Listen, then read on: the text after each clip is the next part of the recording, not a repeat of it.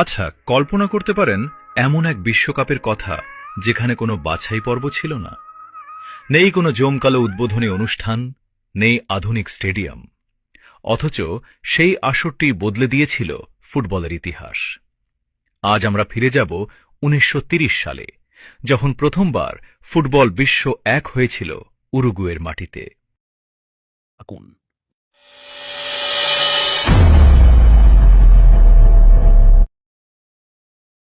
১৯৩০ সাল, সময়টা এখনকার মতো সহজ ছিল না।